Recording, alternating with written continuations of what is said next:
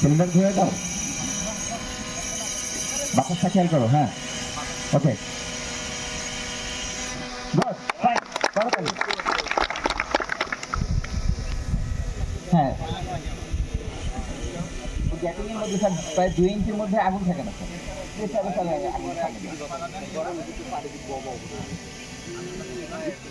আপনার শাড়িটা কিন্তু খুবই আপনি সেফটি রাখেন।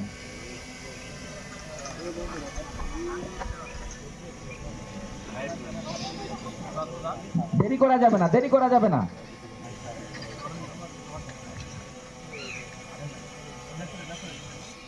বাতাস ঘুরছে কিন্তু খেয়াল রাখো।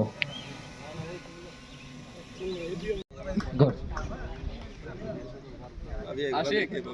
আচ্ছা, আমি সবার কাছে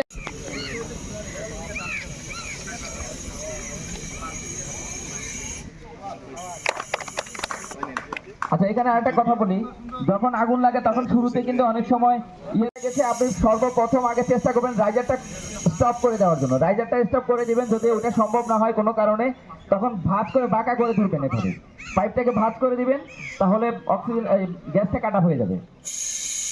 এরপরে সাথে সাথে আপনি রাইজার অফ করে দিবেন। ধন্যবাদ, হাতে তালি দিই আমরা একটা। আচ্ছা, নেক্সট ফয়সাল। এরপর ড্রামের মাধ্যমে কিভাবে অক্সিজেন কাট আপ করে, সরি বালতির মাধ্যমে কিভাবে অক্সিজেন কাট আপ করে আমরা অগ্নি নির্বাপন করবো সেটা দেখাবো। হ্যাঁ, আগুন দাও।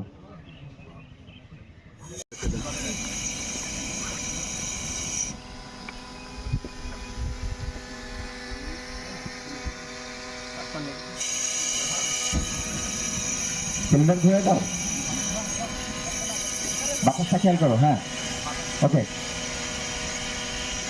গুড, ফাইন, তাড়াতাড়ি।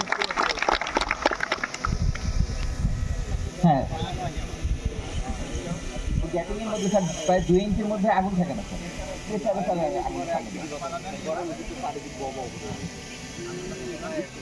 আপনার শাড়িটা কিন্তু খুবই আপনি সেফটি রাখেন।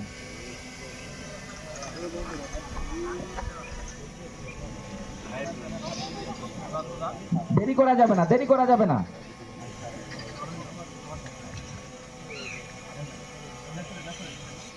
বাতাস ঘুরছে কিন্তু খেয়াল রাখো। হিট করে বাড়ি দিয়ে নিভে ফেলবো আগুনটাকে, একেবারে সাহস করে। পারবো না? হ্যাঁ,